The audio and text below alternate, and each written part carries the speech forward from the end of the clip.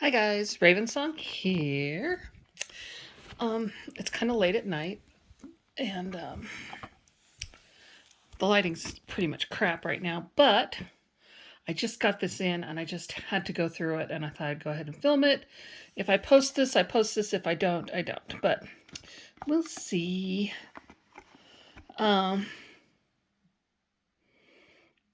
This is the latest production from the Crow Tarot creator, MJ.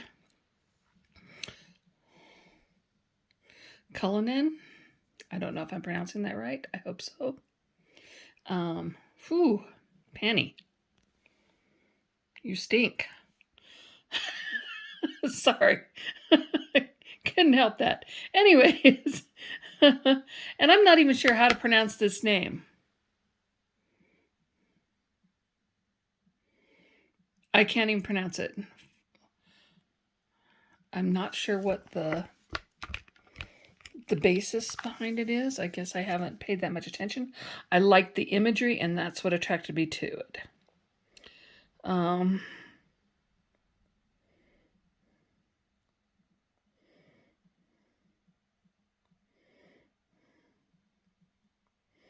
Trying to see here.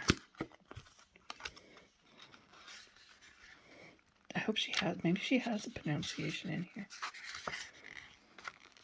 And I haven't seen anybody else's walkthroughs or reveals on it either. Forhaxa.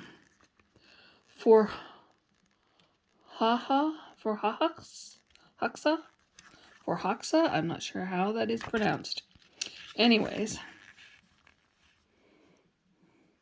just kind of scanning here. I was checking to see if there was a pronunciation on it, and it doesn't look like there is. Just a little bit of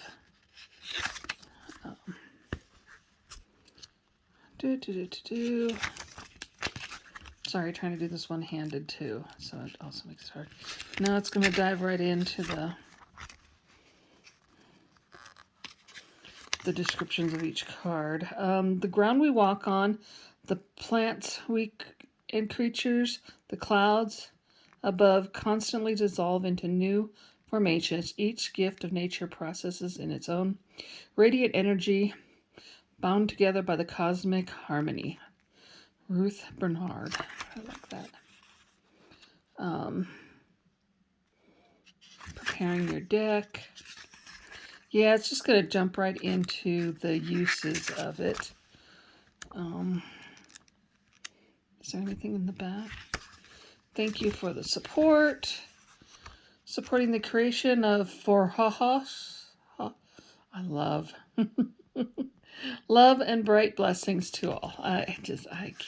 I'm stumped on that, and shame on me for my ignorance. Yeah. Let me just scan this really quick.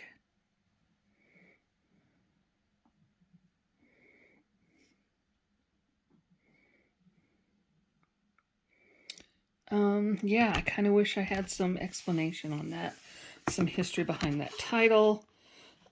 Maybe it's on the website, but I didn't read that deeply into it. Again, shame on me.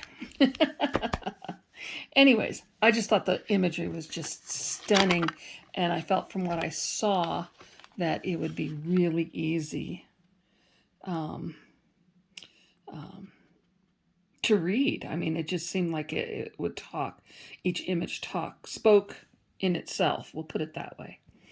Here we go. Journey through the magical land of the Forhaxa. I'm not sure how that's pronounced. Swedish for enchanted. Cast a spell and bedevil.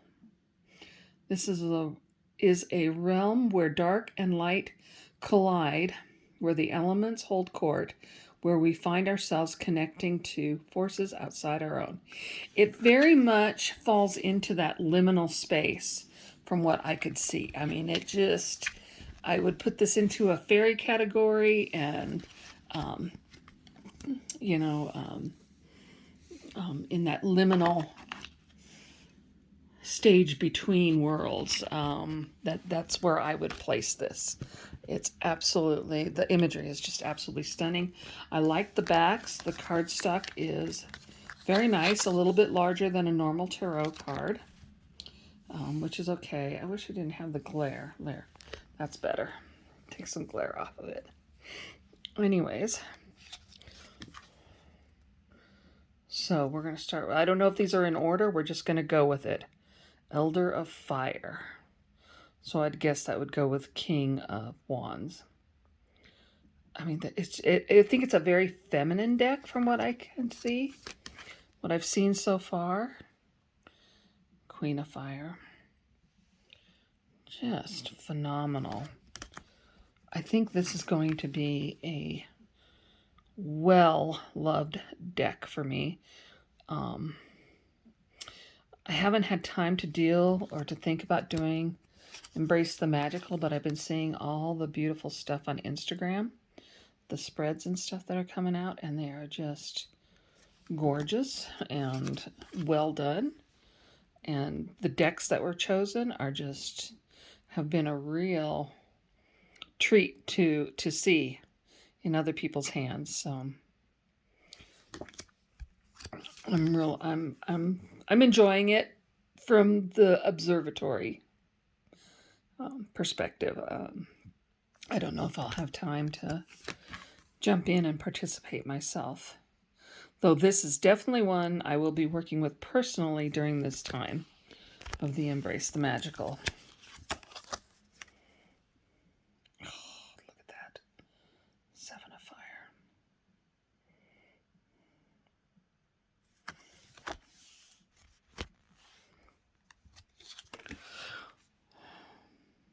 Six of Fire, 6 of Wands. Just stunning.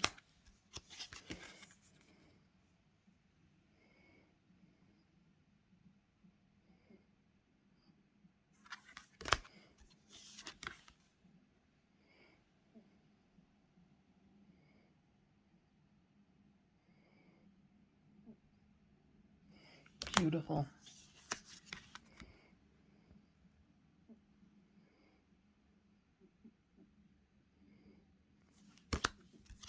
She definitely jumped into the elements on this wholeheartedly. And there's our crows. Love it.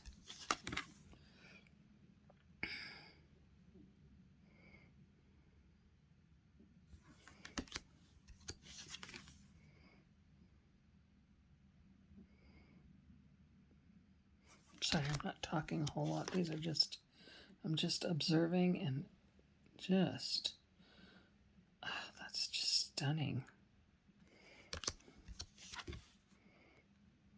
Look at that. I'm really enjoying the court cards. They pack such power. There's so much in them, I think. I think it really does convey their meanings well. Like I said, especially in the courts that I'm seeing right now. 10 of Air.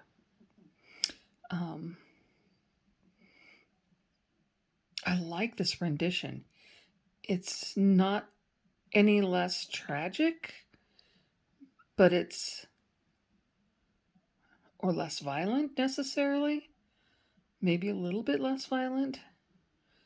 But you really feel like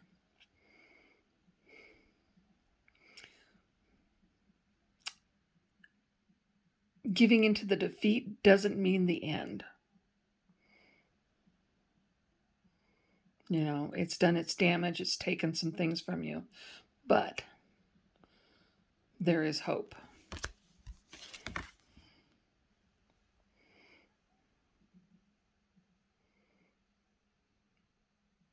The Nightmares. I think this is a slightly thinner cardstock than she normally has or had on the originals. I could be wrong. It's been a while since I played with the Crow Tarot.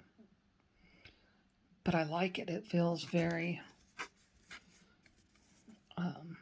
flexible, but not too thin. It's not a matte finish, but it's not also not a glossy finish. Doesn't appeal to my spider senses on there. But pictures are fine. Just don't put the real thing in front of me.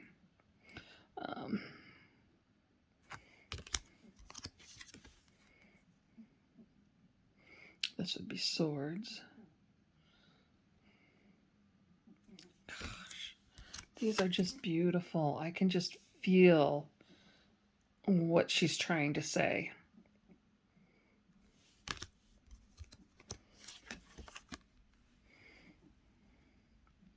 They have a very loud voice for me. We'll put it that way.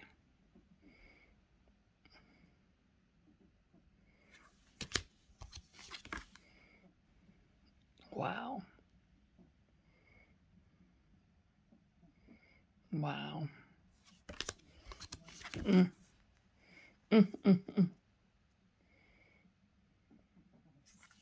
I love it.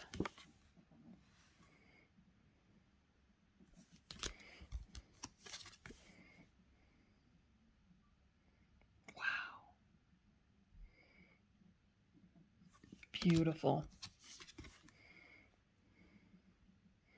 Absolutely beautiful. Let me just look at one thing. Purple. Nope. I was just checking that little border detail, if there was a coordination of color on it, but there isn't. And those are only on the court cards.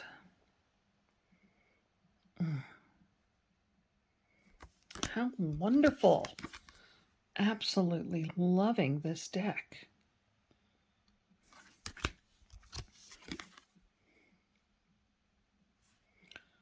Yeah. This one will definitely would be a good deck for Kelly at Truth and Stories when she does the, well, she's doing Embracing the Magical right now. Isn't there Embracing the Liminal or something like that also that she does? And I think this would be a perfect deck for that.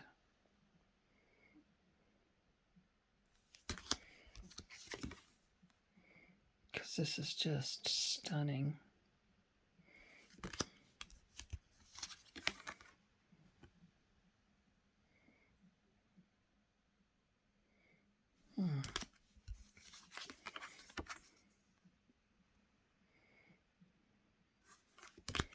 Beautiful. I'm hoping nobody comes up here while I'm doing this. I'm hoping I can get through it. I've been through 3 suits so far.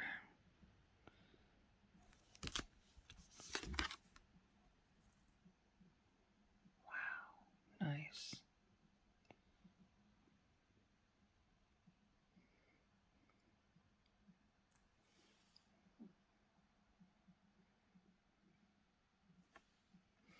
I'm trying to see what's going on there.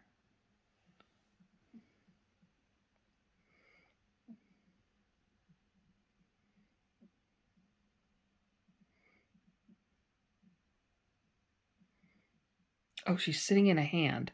Okay, took me a minute. I see it now. A pair of cupped hands.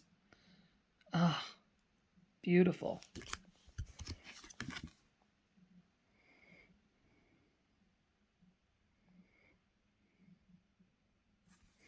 That feels a bit fiery to me, but there we go. Now this one is very collage-y. I don't notice the collage effect as much as I do in her dress. Interesting. And hers. The mushrooms. She's wearing a mushroom dress. I like that. Oh, fabulous. Not sure. I'll have to do some reading. Not sure I get the horns. Do they all have horns or is it a hairpiece? No, she doesn't have horns.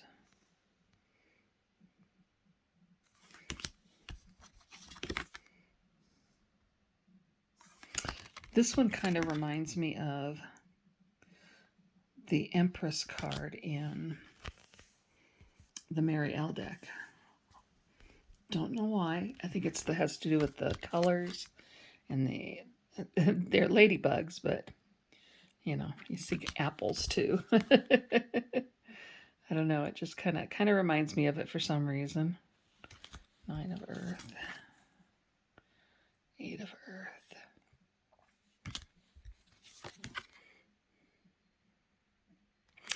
I have to say, I'm not as big of a fan of the Earth suit so far.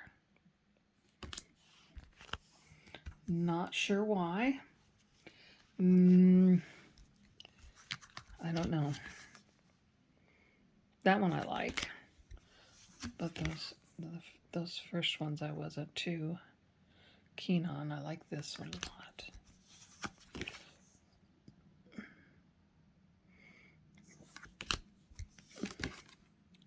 Won't break the deck. That's for sure.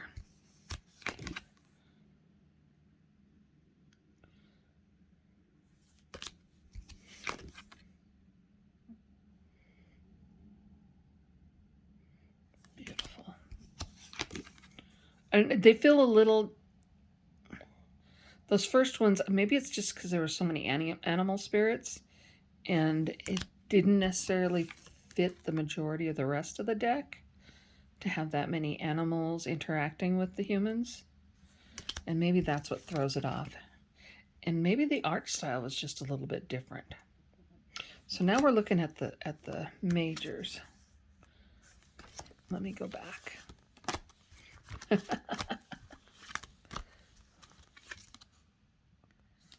of Earth, 2 of Earth. Yeah, the Earth suit is probably not my favorite for that reason. So let's look at the major arcana. Just gorgeous, the world card. Those lanterns. Lanterns of hope. Lanterns of remembrance. Lanterns of wishes.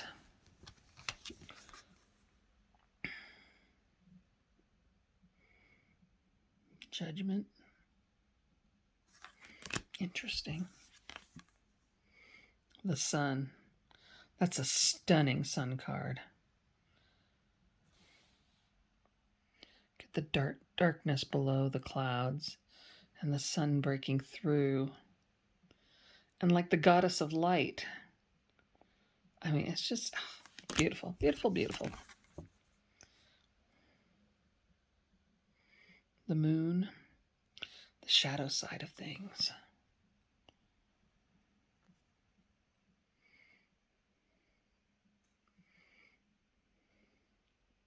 Look at how their hands are touching.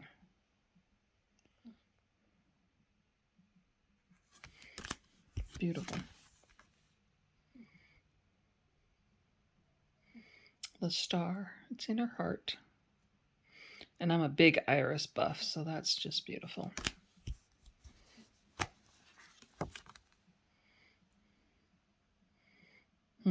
Interesting for the tower.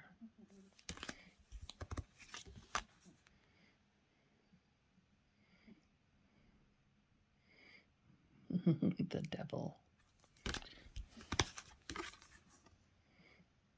Temperance, look at that.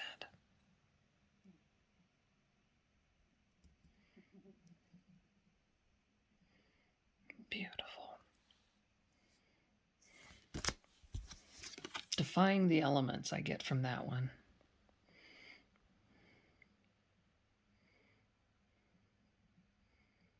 That's such a loving card.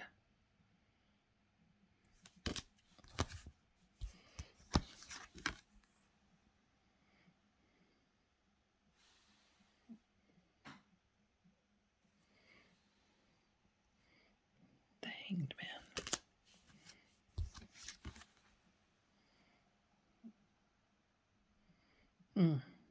I like that a lot.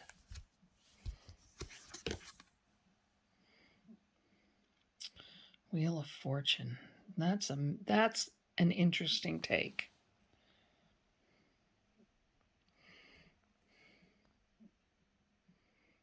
That is really an interesting take on the Wheel of Fortune.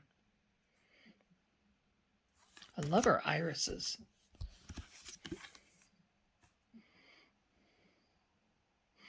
Irises, poppies, and moonflowers are my absolute faves.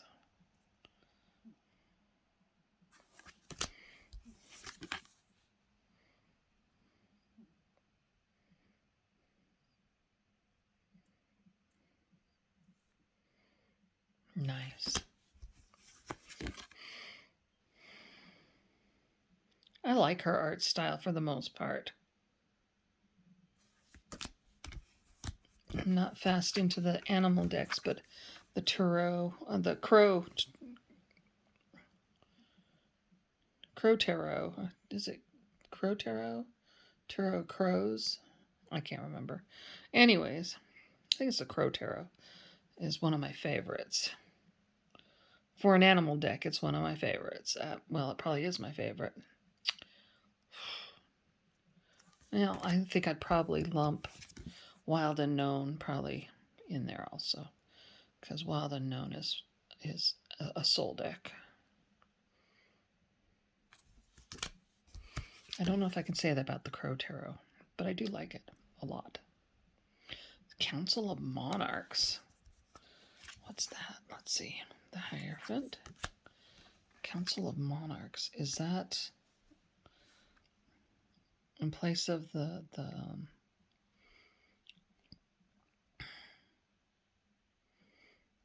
no, because this is Hierophant. So is this the place of the Priestess? High Priestess? Maybe. Yeah, it looks like it. The Empress. Beautiful. No, there's High Priestess.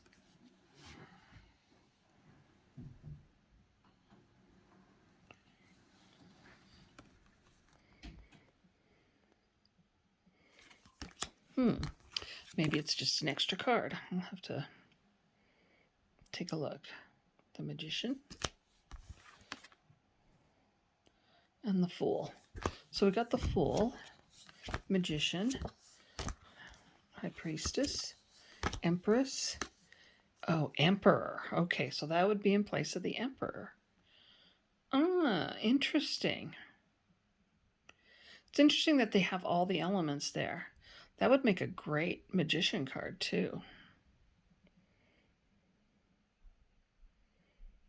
I get it. Okay. Stunning. Absolutely stunning. I love this deck. I think it is going to be one that I will be using quite regularly for a while, especially this time of year. And I got to cut this short because my husband's up from the basement, which means his TV show is over with and he wants to go to bed. So I'll let you guys go and I'll see you on the tube.